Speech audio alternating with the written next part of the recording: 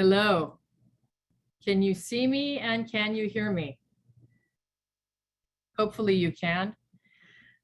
This, my friends, is something I have wanted to do. I did it once in Berkeley. This is supposed to make a point, and I will get into it in a moment. We have been going through the vision statement, and we have rested on a certain line about God. We believe in God with all its names. Now, if you're anything like me, if you were raised any way similar as to I was, this is basically what God looked like. At least is that what I thought God looked like. I was taught to believe that God was a white man, I did say that was in the sky with a white beard and possibly a staff. And the God that I was taught to believe in, but I actually rejected this, was one that was hellfire and brimstone. I didn't believe that about God. But I heard this. I heard about this judgmental God, this scary God, this God that was everywhere and sort of in everything. And it looked like this. See, at the Revolution of Love, we elucidate that these kinds of wounds that some of you have definitely experienced, and if you're just tuning in, you're probably thinking, what in the hell did I just tune into? What did I just come into? However, at the Revolution of Love, we recognize that some of you have indeed been harmed by a religious institution or religion itself. And maybe you didn't grow up to believe in a God that looked like this. Maybe that wasn't your story.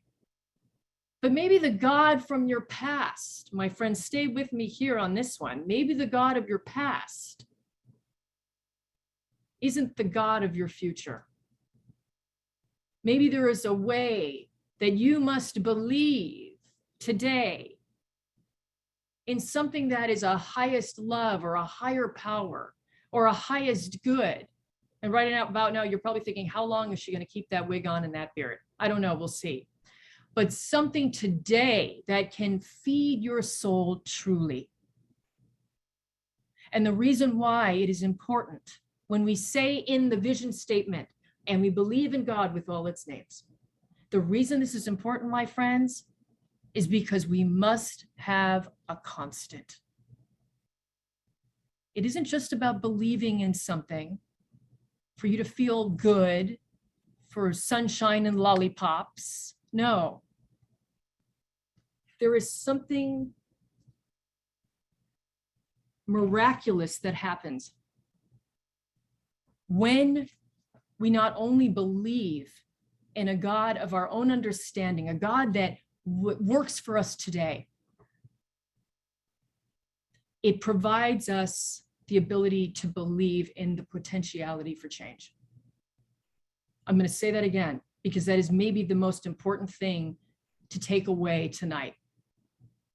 When we believe, not in the God of yesterday, if that is no longer working for you, but in a God of today, maybe in a God of the future, the God that you deserve, a loving God, a forgiving God, a compassionate God.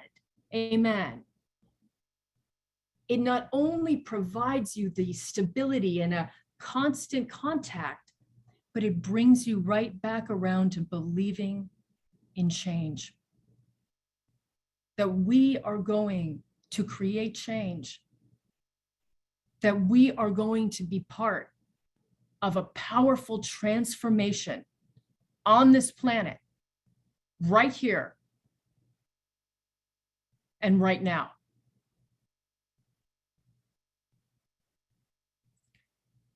I want to pose some things right now.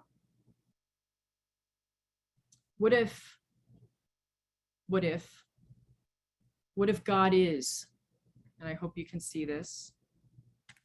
Hold on, I'm going to go off the virtual. Hold on 1 second, everybody. So you can really see this. What if God is the water? What if God is in the light? What if God is in the light? What if What if God is in the smoke? What if God is in the smoke? What if God is in the formless? What if God is in the goddess?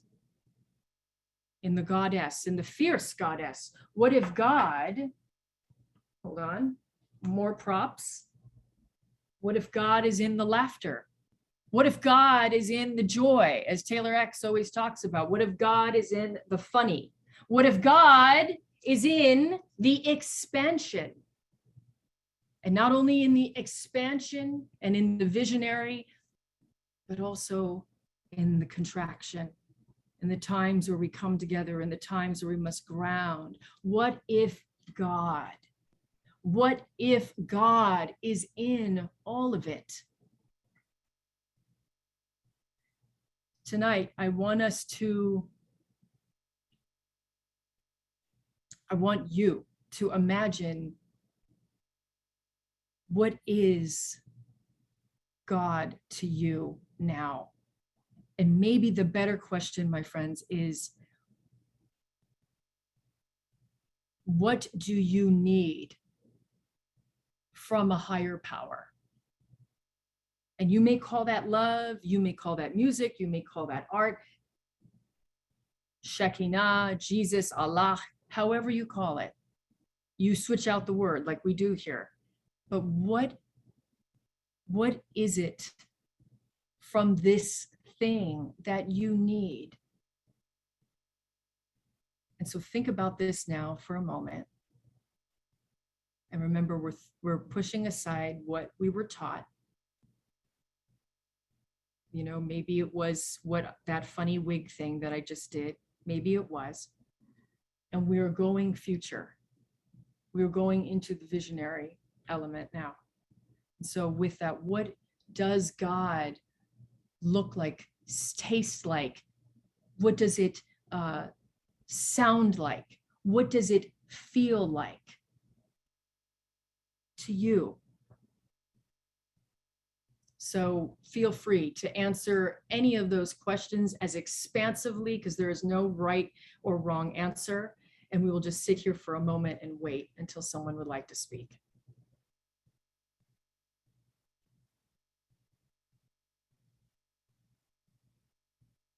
And I see a hand up already.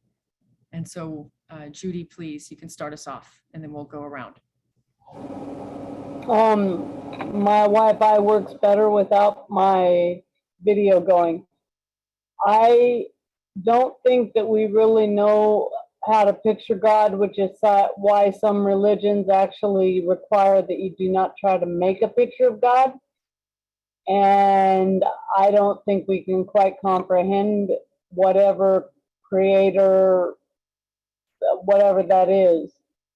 But for me, I always go back to that movie that I love, and I do not like the book, but I love the movie, The Shack.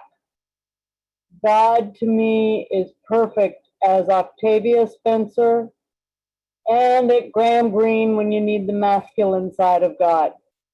And then I also like the Jesus character in that very much, and the representation of the part of God that is the Holy Spirit, Sarayu. I love that movie and those representations. I don't expect everyone else to. To me, they speak. But I think that that's how God, whatever God, goddess is, whatever that largeness is, finds a way to be what people need. And I understand why we really shouldn't put like pictures on him, because when you do, you end up with a Leonardo picture of somebody that doesn't look like anything like Jesus would look. So that's my own opinion. Thank you, Judy.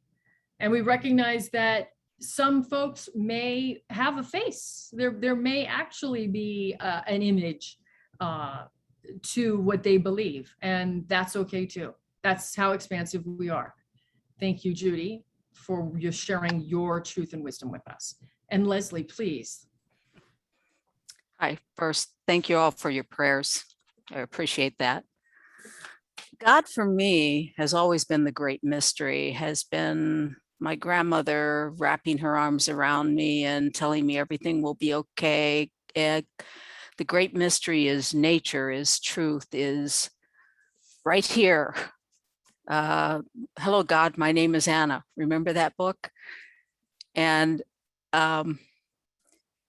it is the listening to myself and trusting and doing the right thing and being in humanity and all that exists in humanity, whether it's the joy and the sorrow, everything exists together. For me, nature and the spirit and music, of course, music to me is nature. That's the universal sound. You know, those of us who are musicians and not poets know that too. Poets and dreamers. The spirit of possibility, of change, of growth, that peace every birthday, every Christmas, every day. When asked, what do you want? I want world peace. I find that closer, the closer we all start talking with one another, and that spirit is always existing. So to me, it's spirit. Thank you so much, Leslie. Thank you for sharing your wisdom and your truth. And I see Manny's hand is up. Please, Manny. Thank you, and thank you for sharing, Leslie. God looks like you. God looks like you. Everyone here, everyone I've ever met. And I've felt that strongly, you know. And you know, there's so many beliefs, right? So many ways to look at it. But I've always seen myself in other people just as I've seen God, and you know, there's just a beautiful unity there. I'm just getting emotional talking about this. But yeah, I guess, you know, as someone who, you know, identifies as a male, you know, I see him that way, and I refer to him in that way, but I see him as all the same. But that's how I refer to him as, and I wouldn't want anyone to have to do it my way, right? It's the way I connect with him, and I love hearing about how others do it and see it and witness, and yeah, anyway, that's what I have to say. Thank you for listening. Thank you, Manny. Thank you. And thank you for saying that's your truth on it. I appreciate that, because we do, again, I'm just going to say it one more time. We are also different here. You know, some of us, genderless kind of God, or not a Godhead at all. Being agnostic, we have had atheists bless us over the years and still. So just always lifting these points up to be sure and to be clear. So, and I see Taylor X. Yes, Taylor. Hello, Rev. Let's see. One of my concepts of God, a higher power, is whoever makes my hair grow. Okay? Because no matter how hard I try, I can't stop it from growing. Somebody designed me so that my hair will grow. Whoever that designer is, I'm going to ask them for help when I need things, because nobody could stop their hair from growing. That is in the design. And whoever handles the seasons, you know, if the universe was truly random, then the seasons wouldn't come in the order that they come in. They would be random. They would change all the time, you know, but they're not. Somebody, I believe, is in charge of the seasons and making sure that they all come in the order they're supposed to come in. So whoever that is, that's who I'm going to go to when I have problems. When I need some divine help, I want to touch the divine. And that's how I'm doing that. Thank you, Taylor X. You're welcome. I wasn't sure what you meant initially, and then you elucidated it. Thank you. I see Jay's hand, and Jay, please. Hey, when I think about God, I think about the concept of God. The more that I've grown to know who God is, I pull God more away from the church, if you will, because I think of how, and I would say this from the perspective of a Western ideology, because to me that takes away or stifles God's universality. And then I also see the concept of, and I've embraced more the concept of God being genderless, because of the fact of how I've and understood God to be a mother, because I am motherless, and understanding God to be a father because I am fatherless. But I see God not only in form, but also in deed, as a creator, as one to help influence the creation of things that help us thrive and survive, but also to be the one that helps to also be the answer of questions, even when things just don't make sense. And what sticks with me is from a perspective of how it's so difficult to really understand and grasp God's concept, because it reminds me of a scripture that says how God's ways, his thoughts are not our thoughts, and God's ways are not our ways.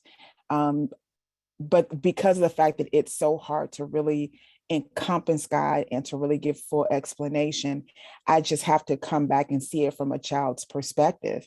Literally, like, what has been my own experience? What has God done for me? How have I been in life circumstances of burying all of my family members and still be able to come home and not have to be on medication for depression? So it's like, that's my experience, but I'm so looking forward to understanding God outside of the realm of how we try to box God in. I hope that made sense. Thanks. Yes. It did make sense, Jay. Thank you so much. Thank you for sharing some of your journey with us. Really appreciate it. As we are continuing, and we're going to go to Jenny in a moment, remember, people are these last few services where we have engaged in this conversation. Let's be very present for one another and really witness, because when we're witnessing, we know that there's healing that begins to happen or that continues to happen. Wonderful. Thank you. And now to you, Jenny.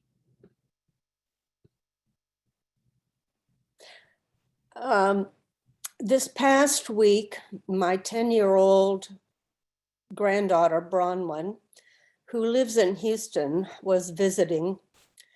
And during one of the evenings, and maybe some of you did this too, went outside after midnight and watched the meteors from the Perseid meteor shower. And Bronwyn had never been up that late before to go out and just gaze at the stars. But that's what we did.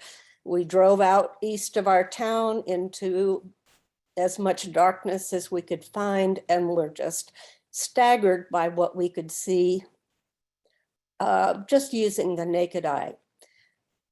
All of the planets and the stars and the haze of the Milky Way.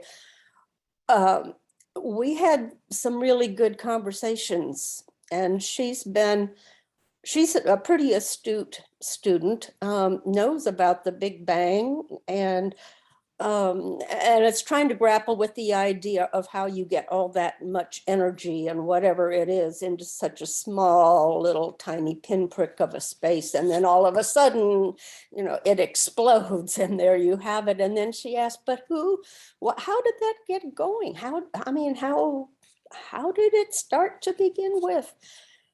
And that's a question for the ages, for all of us. And we can say, in the beginning, God. And whatever pathway our God takes from that, it can't take away the wonder of that in the beginning moment. Thank you so much, Jenny. It's great to have you. I've known Jenny for a long time. I'm sort of revealing, but I've known Jenny. Jenny, you've known me since I was a teenager. So in the church, in the Presbyterian church. So yeah, little backstory there, everybody. Yes. So others, we have time for a couple more. Oh yes, I see Nancy, your hand is up. Please share with us.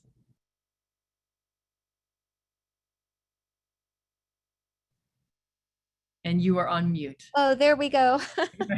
I apologize. I was just learning how to raise my hand there. And that's interesting, actually, because when I pray, I've come to requesting from the source of all that's loving, beautiful, and creative. And thinking about raising my hand, I also think about what stirs us, what we call our gut, our instinct.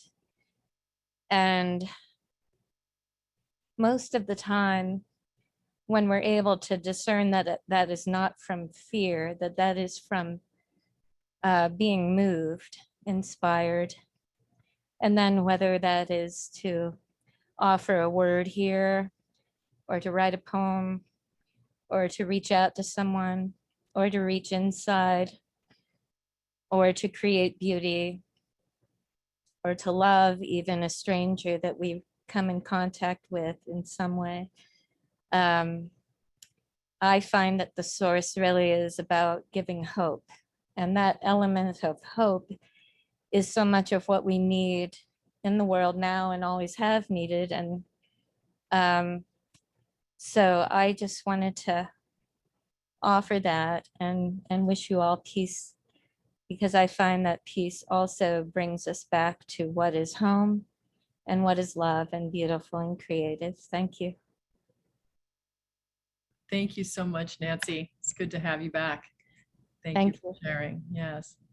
And I see Evie's hand, and before Evie, we hear you. Is there anyone else that would like to go?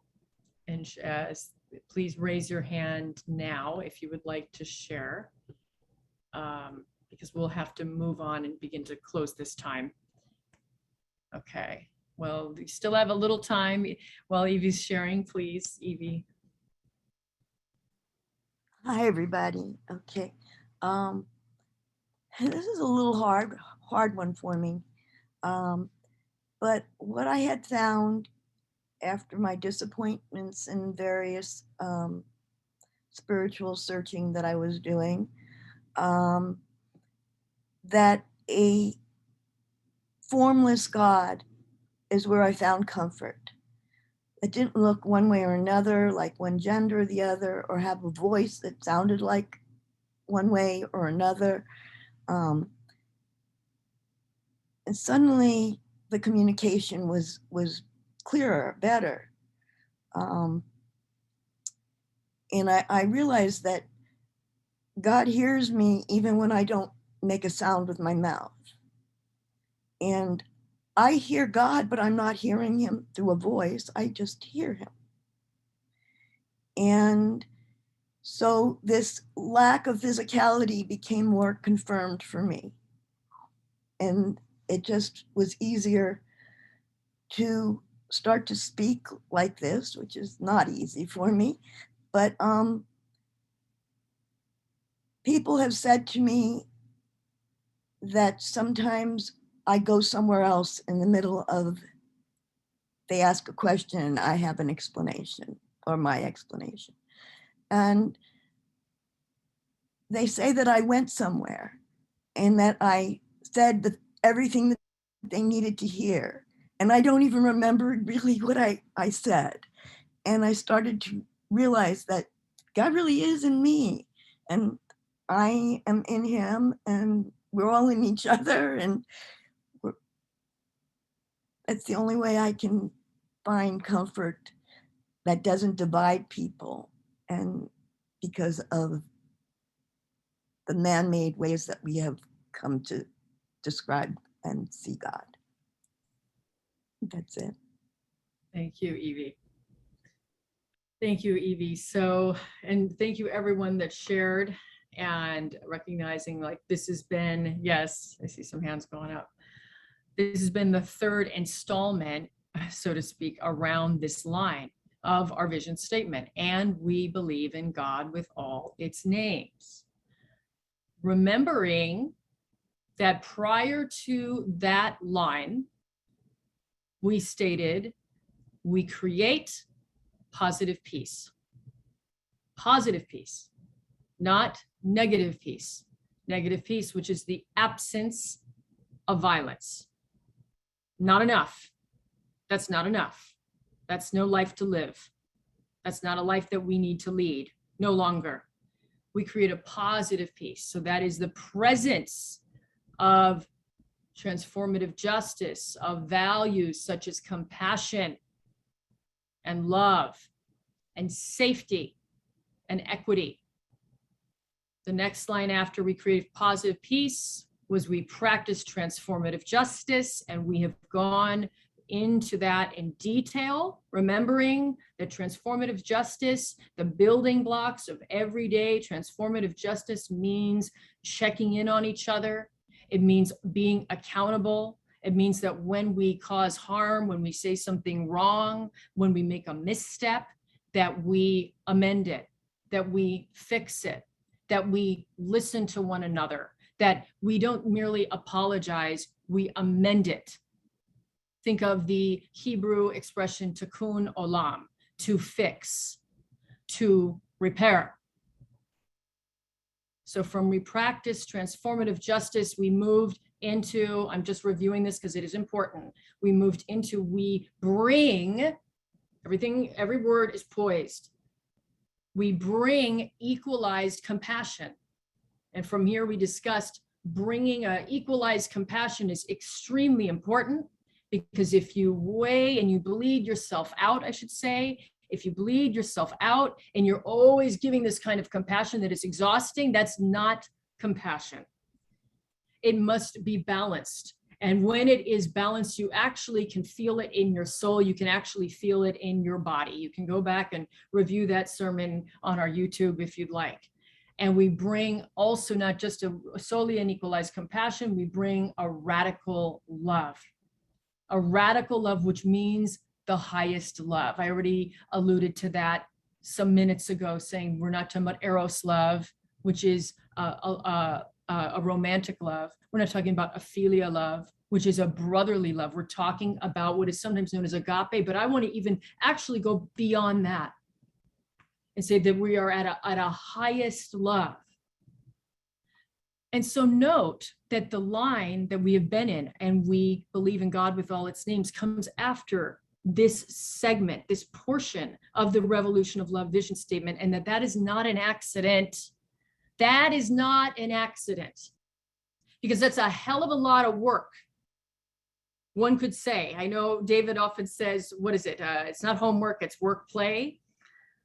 However, it can be a very big task. A lot of this Revolution of Love thing going on is there's a lot of feel it in the announcements that Manny read. It's a lot of change that we're talking about here. It's a lot of work. It's a lot of change. It's a lot of giving. It's a lot of doing. It's a lot of this and that.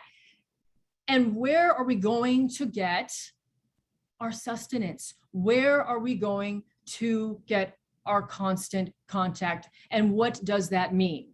And so we know that many of you were told what to believe. We know that many of you have been wounded by religion. Not all of you, not all of you. And you haven't, if that's not your story, that is wonderful. That's great. But Revolution of Love exists because we are that expansive here, and we recognize that we need to believe in something. And it can look like anything. And as you just shared, what you are believing in, what you are what you are believing in today may be very different than what you believed in 20 years ago, 30 years ago, 40 years ago, and so on, or maybe even last year.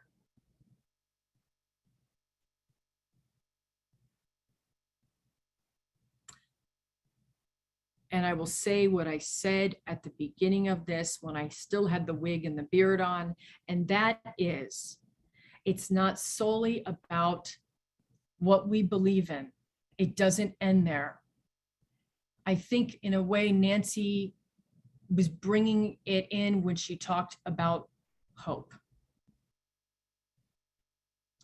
It is easier to create the positive peace. It is easier to bring to practice the transformative justice. It is easier to bring the equalized compassion and the radical love when we believe in a higher power, in a highest love, in nature, in music, in the power of connection. The spirit that has been happening right here, right now, for the last however many minutes. When we can take hold of that, my friends, feel that. There is something that reminds us that we're not alone in this. We are not alone in this life. In those moments where we have all had them, all of us have had them, that feeling of desolate nature or cause, that we are in fact in community with, in connection with, that there is a wholeness that abounds. And we begin to believe that the structures and the systems that have been put in place for oh so long, that are evil, that are cruel, that are violent, that are oppressive, that are hate-filled, that they will fall, that they are falling, that the change is happening, and that the change is going to come. It's not a fool's hope. It's a belief, and it's a knowing.